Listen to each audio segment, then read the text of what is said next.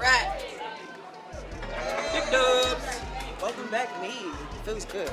B-Day dubs. B-Day dubs. Do it for Mo. Hey. Dubs. Fever dub. Dubs in the chat. Next one's a real one. Dubs.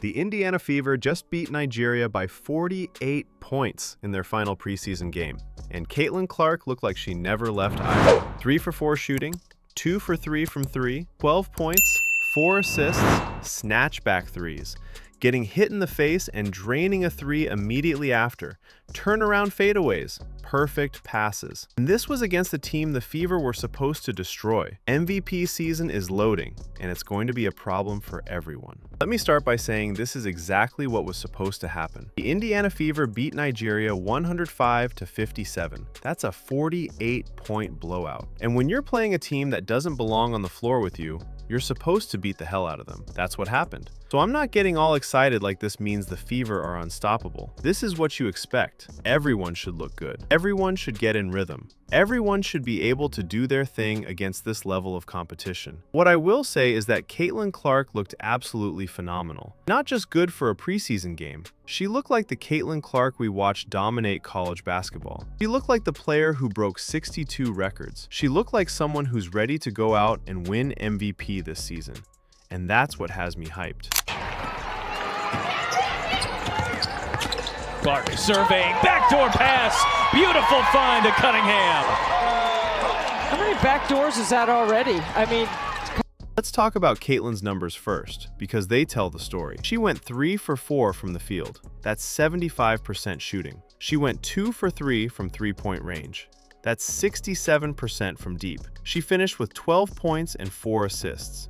Those are efficient, dominant numbers. But the numbers don't even capture how good she looked out there.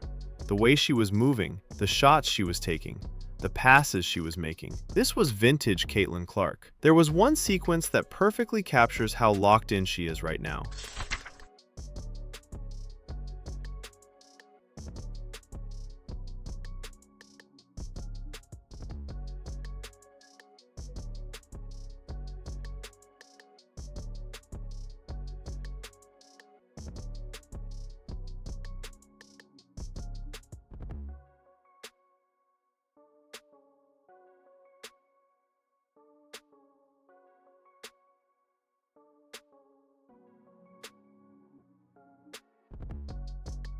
Caitlin gets hit in the face on a drive.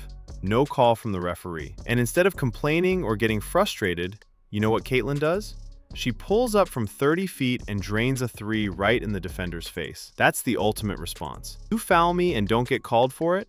Cool. I'll just embarrass you from deep. And honestly, if the referee had called the first foul like they should have, that defender wouldn't have gotten her brains busted from 30. But the ref didn't make the call. So Caitlin made them pay. That's superstar mentality.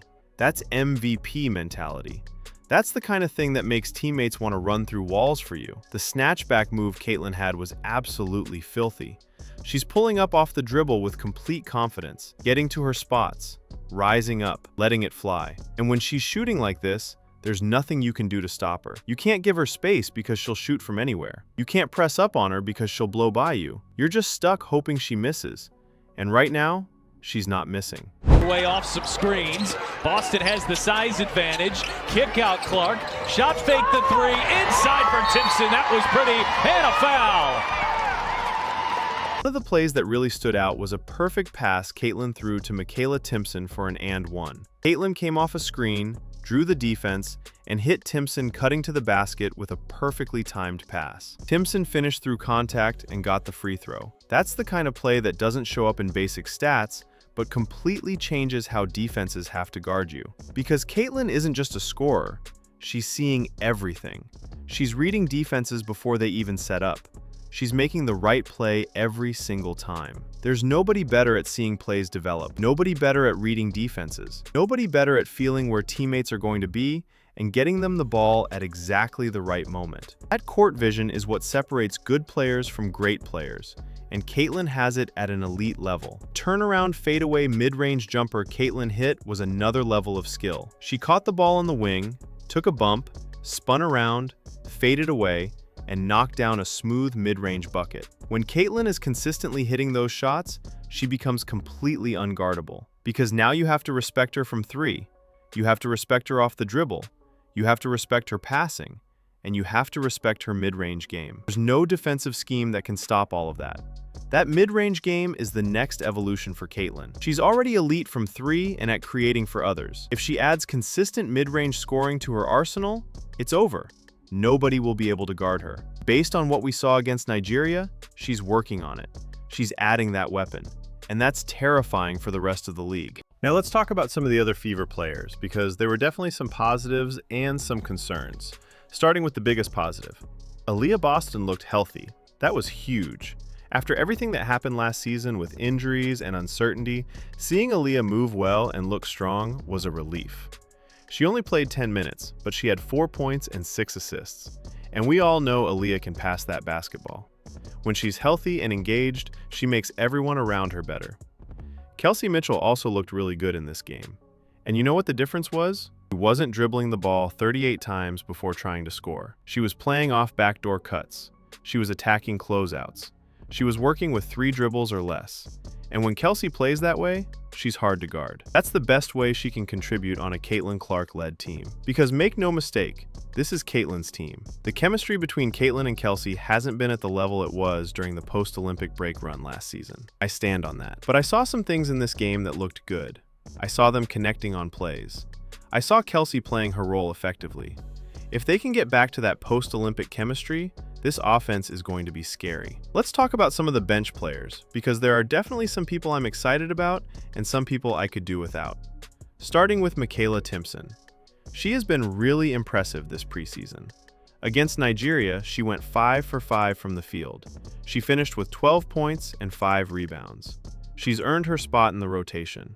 She should be getting key minutes. And honestly, I think Michaela Timson is better than Myisha Hines-Allen right now. I know Myisha brings physicality, but Timson is playing better basketball. Mo Billings also looked really good. She had limited minutes, but finished with 7 points on 3 for 3 shooting. And I love how Mo runs the floor. She sprints up and down the court. She's looking to play her role. All she needs to do is make her layups and crash the boards. And against Nigeria, she made everything. She even hit a 3.